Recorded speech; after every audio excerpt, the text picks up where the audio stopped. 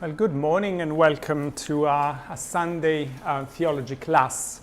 As I announced by email, we are having during the month of July a series on art and spirituality, which I want to carry on next year with actual visits to museums here in New York. I'll send you details about the program later in the summer. There's a little change in the although in the schedule of the lectures I sent to you. So I thought I could split the Michelangelo's Last Judgment in two lectures, but actually it's a bit more complicated. So I'll do than I thought. So I will do everything in one lesson, and next Sunday I think I'll take a couple of paintings, a couple of crucifixions by Chagall. I really love very much the white crucifixion in particular. Which I discovered is in Chicago. But today let's focus on the Last Judgment by Michelangelo, a work that barely needs any introduction, of course, and I'm sure many of you have seen in the Sixtine Chapel in Rome. My suggestion, you have two handouts. My suggestion is that you put aside the written one, you keep it with you at home, and focus on the one with the images. I've sent the handout also to the people who are at home, and you find the images I will be talking about in the second part of your handout.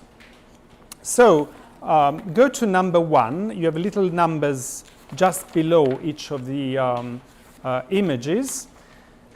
It was 1541, Christmas Day, when Pope Paul III opens the doors of the Sistine Chapel to reveal the new fresco to the world. And what people actually saw was different from what we see today. And we know this from the uncensored copy of the original made by Marcello Venusti, which is at the Capodimonte Museum in Naples. If you go to image number 2, what you see there is the copy made by Venusti. And you can notice immediately that there are much less covering to the private parts of the characters of the painting. People were both horrified and fascinated with the figures, especially which you have here in the side of picture number 2, slide number 2, Saint Catherine and Saint Blaise. You can see that in number 2, the first image of St. Catherine on the right is uncovered, and the second has been covered with a dress. While public nakedness was still frowned upon, depicting it in art demonstrated the artist's bona fides as a Renaissance humanist. Okay, the nakedness, even Jesus, instead of being clothed in the Last Judgment with lordly robes, enters the world naked except for a single cloth draped across his loins. The nakedness of Michelangelo's Christ is directly inspired by the ancient Greek texts and sculptures. For the Greeks, the gods were perfect, and the best way to depict their perfection was to sculpt them or paint them naked. That nakedness was a sign of their perfection because the gods had nothing to hide. One of Michelangelo's direct influences when he was painting the Last Judgment was a series of frescoes on the same subject painted between 1499 and 503 by Luca Signorelli in the Cathedral of Orvieto. If you've never been to Orvieto, it's one of the most beautiful cathedrals in the world I've ever seen. And inside there is this cycle by Signorelli on the Last Judgment. You have in number 3, image number 3 and 4 in your handout. I used to live in a monastery when I was a monk in Tuscany, Monte Oliveto Maggiore. Well, the whole cloister had frescoes by Sodoma and Signorelli. So every day, going to church, going to the refectory, I would pass by, as one does, right? Frescoes by Sodoma and Signorelli. Signorelli painted a large numbers a number of nude figures in his frescoes, which stand as transition between the static Byzantine and medieval apocalypses and Michelangelo's highly dynamic, dramatic fresco on the altar of the Sixtine Chapel. Now, very soon after the story, after the painting was unveiled, so it was unveiled in 1541. In 1563, there was the Council of Trent, and the Council of Trent decreed that the use of sacred images, all lasciviousness should be avoided in such wise that figures shall not be painted or adorned with a beauty exciting to lust. And as a consequence, as you know, they basically put like pants to all the characters of this this painting. I'm not going to I insist too much on this. It was just a mention. So go to the image number 9, if you please. So Michelangelo lived between 1475 and 1564. He died almost at 90. And painted the ceiling of the Sixtine Chapel between on several stages. The first stage was between 508 and 512 when he did the ceiling of the Sixtine Chapel, a composition that stretches over 500 square meters of ceiling and contains 300 figures, and in particular the very famous creation of Adam I will talk about in a little bit. Shortly after the death of Pope Clement VII in 1534, commissioned Michelangelo to paint the fresco of the Last Judgment. So almost 28 years after he had painted the ceiling of the Sistine Chapel, he was commissioned to paint the Last Judgment. And the successor of Clement VII, Pope Paul III, was instrumental in seeing that Michelangelo began and completed the project which he labored on from 1534 to 1541. So go to the first image now, the big painting. So I just want to have a vision of the whole. So Michelangelo designed the Last Judgment to stretch from wall to wall without a frame, creating an implied infinite space, as if the wall had disappeared and the viewer was participating in the Day of Judgment. And it is true that when you see it in the Sistine Chapel, it's incredibly immersive. This had the effect of drawing the viewer into the scene, causing them to question their own lives and their own place on that terrible day. The structure, you have Christ at the center, who has come to judge the living and the dead. He is the figure, and he's like almost the sun at the center of a solar system. Everything is rotating around him. Beside him is his mother, the Virgin Mary. On the right are the patriarchs, the Hebrew women, and on his right, sorry, not our right, the right of Jesus, the patriarchs, the Hebrew women, the holy virgins, and the sibyls. The sibyls were often painted on that time because they were considered to have prophesied the coming of Jesus. So Jesus has been prophesied both by the prophets of the Old Testament and by the pagan seers, the sibyls. In the two arches above Jesus, hosts of angels without wings bring the instruments of his passion, the cross, the pillar at which he was scourged. Just beneath Jesus are the martyrs, and below them angels with trumpets announcing his coming. At the bottom of the wall on the left, on our left now, on the right of Jesus, down, are men and women rising from the dead, and angels take them up to heaven. Whereas on the other side, angels are throwing the wicked men to hell, where a big devil with eyes like coals drives them off a boat, and other devils pull them down into a terrible place. There are almost 400 figures, this is extraordinary, in the painting, many of them life-size and larger. Some were meant by Michelangelo to be identified. For example, the big figure on Christ's left, who holds the keys to heaven, can be none other than Saint Peter, and you see it also in the image number 13.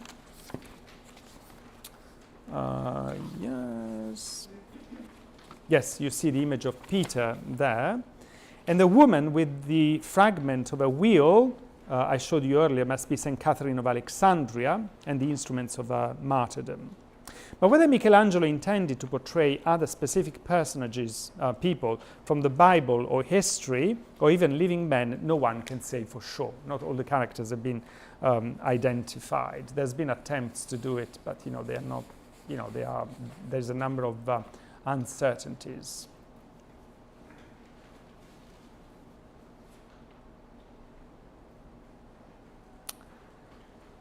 Now, Christ, and that's the focus, is going to be the focus of this kind of analysis, hopefully with some spiritual dimension of the painting. Dramatically, the center of the fresco is the titanic figure of Christ, the Son of God, in the form of Apollo, the sun god, and the universe, heaven and hell, earth and sky, struggling to receive him. The person of Christ is the fulcrum of the painting, setting all things moving. The arrival of the Son of God is the catalyst, initiating the drama, setting the universe spinning, commencing the catastrophe, and all those who surround him stare at him in awe and terror. He is perfect action and inaction, in a sense, set in balance, ambiguously half-sitting, as if he is rising from a throne. His face is dispassionate, almost blank, as if the condemnation of evil and the consignment of thousands of souls to eternal fire did not affect him. And I've heard several times people having mixed feelings about the painting from a religious or spiritual viewpoint, precisely because of this representation of Christ. He seems to be above the common joys and fears of human race, for in that moment he is revealed as God, terrible in his mystery and fearful in his power. As I told you, the figure of Christ is the Son, and all the souls, both blessed and damned, revolve around him. There's really an incredible movement going on, and the more you observe it, the more you see how all is in motion in this painting.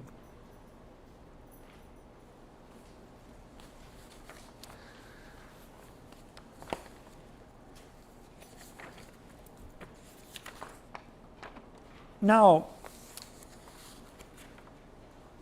the restlessness and the anguish and excitement of this scene is in marked contrast to the harmony and peace emanating from God's creation of Adam on the ceiling, which the same Michelangelo had painted 25 years earlier. If you go to image number 22, it's a bit small. This was supposed to be a PowerPoint, but it's a bit complicated, unfortunately. So you see, in number 22, I put the two details of the Last Judgment, where you can see the contortion of bodies, the anguish, the restlessness, and then compare it with the wonderful proportions and harmony and peace of the image of the creation of Adam and Eve, which is on the ceiling. So remember, there are 20 years of difference between these two paintings.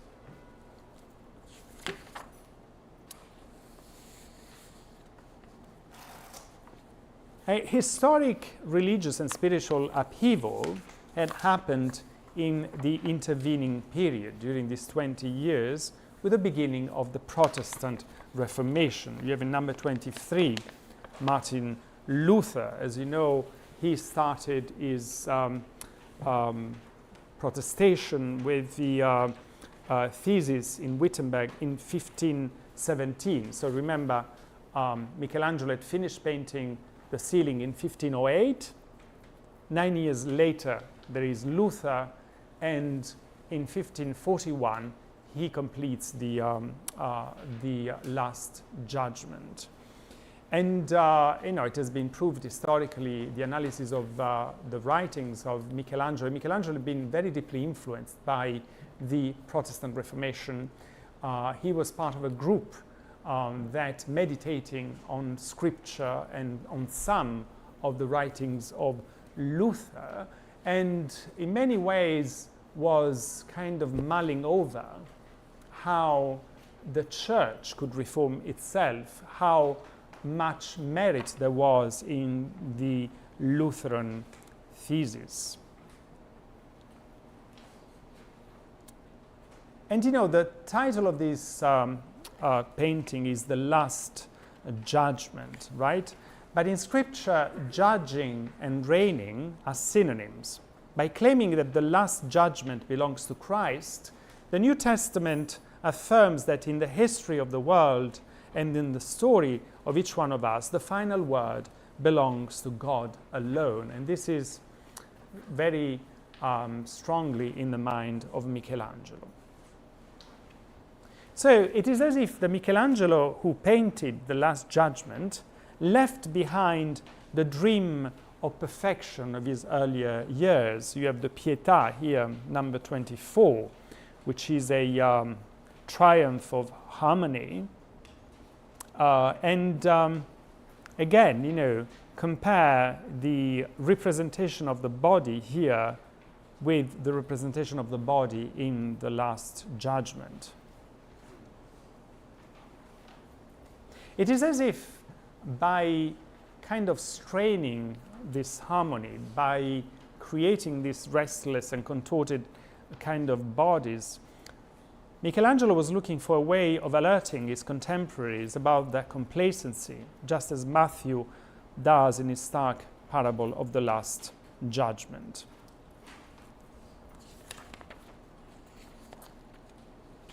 Now, most art critics argue that in this fresco, Christ's arms, you see the position of the arms of Christ in this way, okay, are a visual transposition of the reprobation expressed in Matthew's Gospel. Depart from me into the eternal fire prepared for the devil and his angels. It's almost the attitude of someone is so angry, I don't even want to see you. Okay, depart from me. This presupposes that the center of the anti-clockwise movement of the fresco, okay, is Christ's power to judge humanity by raising the dead from the bottom on the right, on his right, congregated them at his side, and removing those who deserved condemnation by plunging them towards the bottom of the fresco on his left side into hell. There is, however, a deeper, I believe, a more specific focal point in the fresco that adds what I would call a farcical subtext to this plot. So if you go to number 26, the image number 26,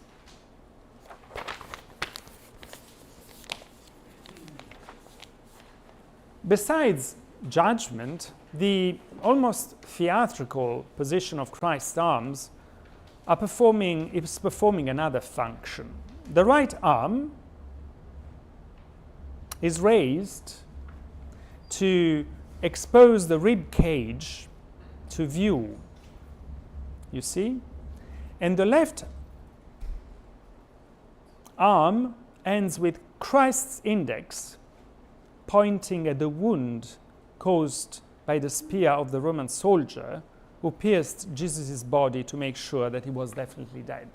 So what looks like a sign of reprobation in reality is raising his hand to show his rib so that the finger can point at the wound on his chest.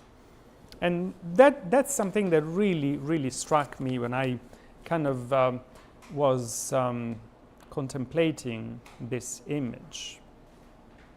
This is the wound that persuaded Christ's adversaries and anyone whose life had been inconvenienced by this troublesome preacher that everything was back to normal.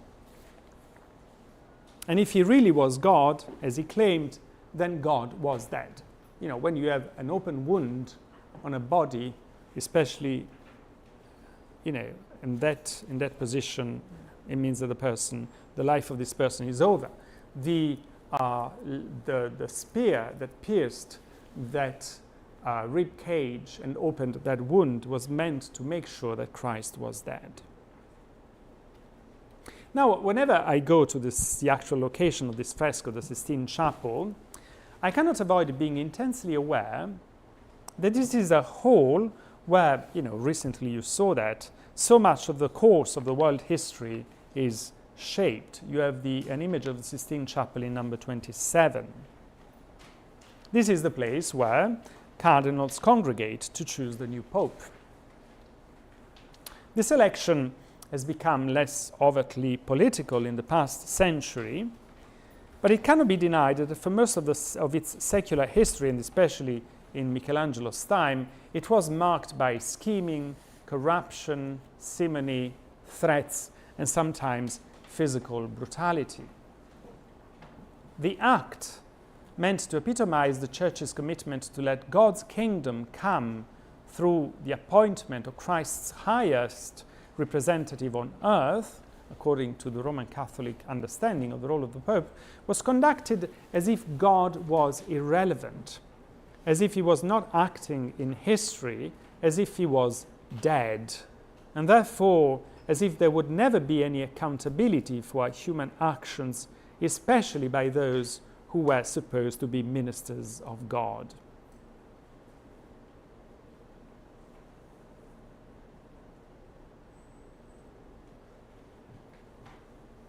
So in the same Sistine Chapel, right, in which people kept acting blatantly, those who commissioned the painting to him, right, kept acting blatantly as if there was no God, an older and mischievous and disenchanted Michelangelo depicts the whole movement of history as revolving on a center, which is not Christ's triumphant power, as we might be led to think at a superficial kind of viewing of the fresco. The center is not Christ's triumphant power, but is his mortal wound. It is God's death. That is the tragic possibility of us ignoring God in our lives. The provocative nature of this fresco is hard to miss and has generated endless controversies from the moment it was unveiled, to the point that, you know, in successive centuries, popes were tempted to erase it. There's been a real kind of risk that the possibility at some point they might erase the whole thing. And of course, despite the hysteria of Puritans of all times, the goading does not lie in the nakedness so profusely on display. I've given you some examples, especially in number 31, in the image number 31. The nakedness, I think, is many things. It's not just this, but also acts as a diversion. Now, my question is, just look at the images number 31, okay? What decency can seriously be threatened by these oversized torsos, these with tiny heads, disjointed breasts, bulging love handles, tiny male organs, mostly covered just after Michelangelo's death, especially when compared to the perfect proportions of Adam's body on the ceiling, which I showed you earlier, which was right above everyone's head. So people could see that, it's not that Michelangelo does not know how to paint naked bodies and beautiful naked bodies. It's that he has chosen to do it in what I would call a farcical way. The main problem with people whose entire lives are enslaved to power and money grab is that they lose their sense of humor.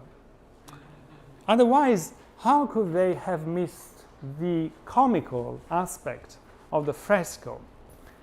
Just to give you a few examples, you can see the comical aspect of the fresco when you see the faces in number 32, the faces of the angels blowing the trumpet. Can you see them?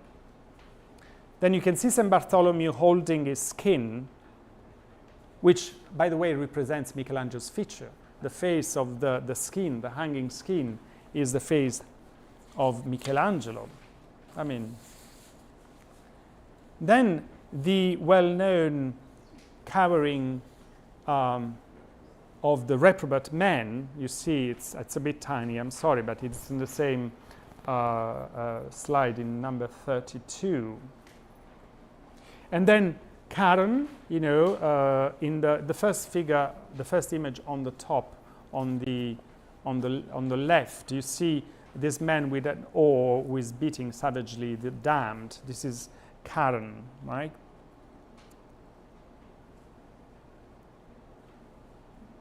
We think that we can take the Last Judgment seriously only if we depict and describe it in grave and stern tones. Sometimes, however, especially when dealing with violent paradoxes, a much more apt stylistic device is farce, with its ability to express the grotesque absurdity of a situation. And indeed, what grander farce than this symbolic whole? If you go to number 33, the image number 33, I put you an old print of the Sixtine Chapel with a kind of an ancient conclave. What grander farce than this symbolic whole, which every so many years becomes the world's center stage, and in which not just cardinals, but all of us are placed under the huge Damocles sword of the supreme accountability depicted on its wall, and yet smugly maneuver as if it was a fiction, as if there was no God, as if the wound had indeed killed God and we were the masters of the world.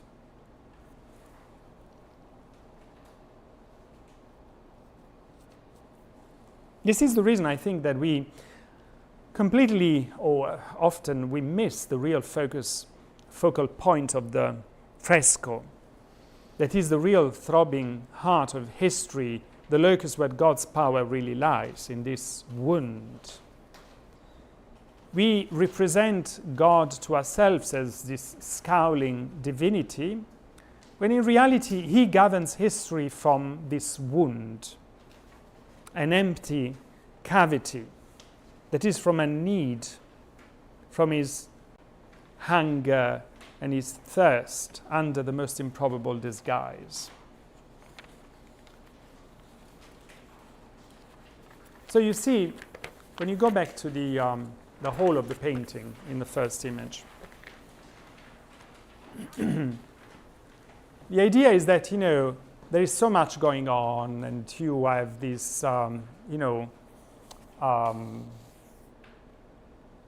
this kind of very almost grotesque representation of the physical body, so much nakedness. And then you have this similarly pagan representation of Christ that makes you think this is not a Christian painting. And it seems that all the focus is on the anger of Jesus when he comes and, and judges the universe. And I think it was intentional. I think it was a way for Michelangelo to almost mock. It was almost a mockery towards the people who were spending so much time in that room, and who, sure enough, they missed entirely the point of the painting. And while being in awe, were also very troubled by this. Imagine all the prurient, history of Christianity, Catholicism in particular, how deeply ironic it is that, they have to then have all these cardinals having to spend, and to perform the election, one of the most important acts in the life of the church, election of the Pope, under all this nakedness, right? It's really and I think it was very intentional on Michelangelo's part. And more important than everything else is that he hides the real center of this painting, this wound. That is the real center. And think the center of the whole painting is an empty hole. Is an empty hole. Is it what? Empty hole. The hole of the cavity is a cavity. Okay? And is also the cavity that, as I was trying to say, the cavity that proves that Christ is dead. And that means that, people take kind of act as if truly God was dead, and they somehow miss the real way in which Christ reigns. Judgment means reigning. The real way in which Christ reigns, which is not through power, but through his sacrifice, through the gift he does of himself in his death on the cross, and obviously his resurrection.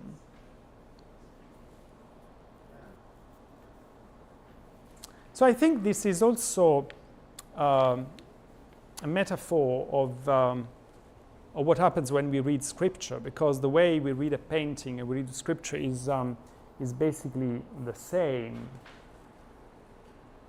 Everything depends on what we take as the commanding idea, the commanding principle. The interpretation of this painting changes entirely if we miss, the wound, and we are distracted somehow by this representation of Christ as this kind of scowling divinity. Then we will interpret the whole painting, the whole history of salvation, the whole way in which God acts in history in the light of this unforgiving judgment or judge. Whereas the moment we realize that the real core, the real center is this kind of this wound, then we are forced to reconsider the whole painting and everything which is happening in it, and changes our perception of it. Just as in Scripture, if we put at the center of and find the core of Scripture in, there are many ways of doing it, but in Jesus's commandment of love, for instance, then the way in which you interpret everything else in this collection of books can change dramatically.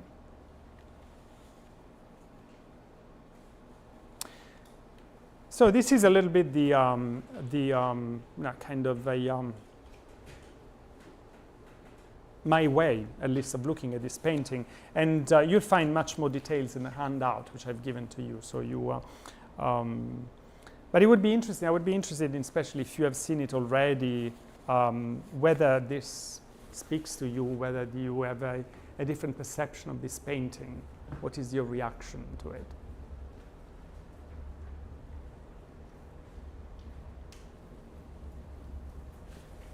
please. 1 and 2, yes. Yeah. What strikes me about the figure of Christ, if you look at it very closely, is that it's almost as if he has his eyes closed. Can't tell precisely if he's just looking down, but almost as if he has his eyes closed and is engaged in a very interior meditation, as if he's almost not there. Yes. And I don't know if that means that really everything is happening here, not because he's making it happen, but because it just ineluctably goes forth from everything else that's happened before. Yes. Yeah, that's certainly one of the, I mean, I agree with you. There is a sense in which, now it's too late, almost, yeah. What had to happen is happening. Yeah. So certainly this is one of the,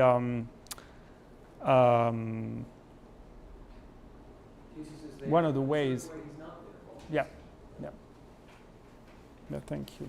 You wanted to say something? I didn't see it. I remember my reaction as being very overpowered, but similar to the comments you made, I remember thinking, how did he get away with that? How he get away with it? Yes. Today, and I remember thinking, because it was at the time, we all taking an art history class or two, and I remember thinking something like, you could tell the abstractness that comes through, which is very unusual that era. And I really feel like, how did they get away with it? Did they not get it? Did they get it, but they're afraid to say anything? Yeah. All the things that you pointed out. Yes. Is there any record of contemporaries having the same observations that you shared with us? Yes. So, I mean, how he got away with, I mean, he was at the, he started in the full height of Renaissance. And full height of Renaissance, you had really no problem with nakedness and with, this display of, this kind of display. And just between the two, there was the Council of Trent, there was the Reformation. So there was a kind of wave of Puritanism that, and also, a laudable, I think, effort of reform by the Catholic Church in particular, as a reaction to the Reformation, which, translated into this renewed suspicion towards sexuality and nakedness and everything. So, how he got away with this is because, when he started, this might have been more acceptable, even if, this is really quite over the top. And also, I mean, we must not forget that he was acknowledged as the greatest, the absolutely greatest artist of his time. So he had, somehow he could get away with this because of the height of his reputation. After that, in the kind of in the years that followed, the centuries that followed, this was a source of great embarrassment, and as we know from all the covering and that's been done, and then mercifully, I think the candles and the smoke put a kind of a patina over all it, and what we see now is the result of this fantastic restoration that happened 20 years ago. I remember seeing it before and after. Was incredible. I mean, the vividness of the colors. When it comes to the wound, yes, I think I've found people who point, they notice that. Of course, they do. But I don't know. I've not found people who interpret it as the way I do. So as something intentional and something of a way of offering almost a criticism in disguise of the church. By the time Michelangelo, this is proved, by the time Michelangelo was painting the Last Judgment, he was very, very critical of the church. Very, very critical of the pretensions of the Catholic Church to be the only source of truth. He was quite shaken by Luther's criticism towards the Catholic Church. So I believe that there is a sense in which he tried to convey this criticism and this dismay in this painting. It might be in the way I have pointed, but it might be in other ways. I mean, this is like all masterpieces. The more you contemplate it, you might find subtexts and levels. Francis. Could he have been trying to say that when we die, we're defenseless? We can't hide behind clothing. Yes. Yeah. no, that's also one idea. And let's not forget that also, as I showed you, Signorelli also represented the Last Judgment with nakedness, the fact that we are not dressed anymore. Yes. Yeah. There's dignity for Mary. Yeah, she's the only one like dressed. Yes, and Yeah. she's looking away. Yeah. You can tell that. She's almost. Intimate. Yeah. She feels intimacy with Yeah. her. Yeah. But she's still looking away. Yeah, almost as if she was not entirely on board with this, like, Sorry? almost as if she was not entirely on board with this judgment thing. Like, let's, I can't look at this. Yeah, yeah. There is a bit of that. There's a bit of that. Pamela? The figure of Peter, Yes. which we identified with the keys. I'm wondering, is he offering the keys to Christ? He seems to be almost giving them. Yes. They are. I'm trying to make sense of the gesture and the expression Yep. on his face. What's happening there? You go to number 13, the image number 13. Yes, I mean there is also, why not? I mean we are talking about the Pope, and the Pope is the person who's been elected in that room, and I didn't think about this, but why not? There might be like a sense of giving back the keys, or yeah, true. There's another figure too, Yeah. if I could ask. And Saint Bartholomew, the one who's holding his own flesh. He's holding what looks like a knife Yes. in his right hand. Maybe figure 8. It's very, very hard to see it. Yes, it might be the instrument of torture. Often, yeah. Torture? Often they, the way martyrs were represented was by holding, the instrument of torture. Right. That through which they were tortured. So the knife could be like that which was used to take the skin away. Oh, the flame. The flame? You mean the? Oh, flame. Okay. It Yes. was Yeah. flame. I thought it also looked like the knife that's used for circumcision. Okay. Yeah. It's hard to know, but just wondering. Yeah. But you see also this kind of hanging skin is very central. You see it like is immediately in the vision, and it's Michelangelo's self-portrait. I mean, I find this also incredibly, thought-provoking. Who would have actually seen it in the days before cameras and tours of Vatican? Oh, it was open. It was open to the public. Oh yes, absolutely. So in 1541, it was open to the public, so everyone could come and see it. First, there was a preview by the Pope and some of his councillors who were so horrified that they tried to get it like already censored before it was shown to the wider public. So there was this guy called Biagio da Cesena who started to criticize the painting very heavily, and Michelangelo painted his face as as Karen, as the guy who pushes people into hell, and he was very upset by that. So he asked that There have been masses for anyone to Oh yes, yeah. I don't know if the masses. Question Yeah. is, I'm struck with the similarity between earth and hell. Mm-hmm. It almost looks like just over the way somewhere Yes. on earth, Yeah. rather than our feet, I know, on brimstone and underneath. And underneath, I mean, it's like you can see that there is a cave, like a gaping hole, that is the hell in which people are pushed into. Yeah. I mean, unfortunately, the image is not entirely clear here, but yes. My question is it possible that this painting, what Michelangelo is trying to express, the failure of mankind to actually, in the anger of Jesus and the anger of Michelangelo toward the Christian church at this time, because the heroic, muscular nature of all of the figures definitely recalls ancient Greek Yeah. mythology, Apollo and various gods. And like the first time I saw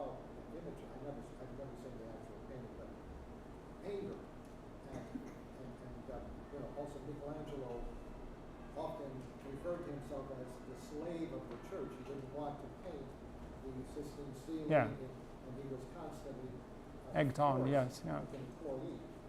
But is it possible that that kind of message of the failure of humans to embrace Yeah. the church and or to maintain the kind of, because obviously Christ, God, in this is very angry. Yeah, yeah. I mean, one thing. So I mentioned this in the handout. You'll see this. Michelangelo was very inspired by Dante, Divine Comedy, and the Divine Comedy is not about hell and heaven; it's about earth. So it's a comedy in the sense that it really is meant not to say who goes to hell and who goes to heaven, or is not meant to really. Dante was not really trying to say what hell looks like. It was like a comedy in the sense that it was meant to represent human life, what happens here. So in the same way, when we look at this painting, we should not think that this is how Michelangelo sees the judgment. And these are all, he puts together a lot of stereotypes, a lot of metaphors, a lot of symbolism, etc. Is a way of talking to this life, to where we are now. So the representation of anger, the contrast with the attitude of Mary, this hidden centrality given to the gaping wound, are all like meant to say something to the people who are there, who are living, it's this is why I find it much more interesting to see it as a parody than as a serious I mean, parody can be very serious, but in a different way. The hidden imagery or secret imagery of Michelangelo's face and the skin of St. Bartholomew. Yeah. Now, I know sometimes if you look, this is something I've seen on the Yeah. internet. If you look at the entire composition from bottom to top, the area of the angels with the cross, Yes. right, the column, On the top, Jesus yeah. in the center, and then at the bottom you have these spaces. Yes. That if you look at the whole thing all together, it actually creates the image of like a skull or monster, the entire thing. Oh, I hadn't thought about that. Yeah. Monster. Yeah. You see that? Yeah. I don't know if it is something that comes through like in the image or in the actual chapel. But looking at the entire, Yeah. especially if you're in the chapel and Yeah. you look at it from a distance, you're going to see It might give that impression. Yeah. Yeah. Anyway, so I'm afraid I have to rush because I'm celebrant for Mass. But yes, no, I hope you, it inspires you to look at this painting with new eyes and new interest. And see you again. See you next week. Have a nice afternoon.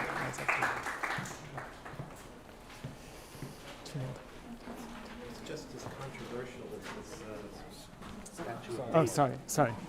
Statue of? David. Oh, David. Oh, yes. Oh, yeah. Controversial, the nudity Yeah. of Yes. the Yeah. boys. And the poise and everything else. Yeah. Yeah. Got it out of there. Put it in the corners. See you, John. It was very good. Thank you. Thank you.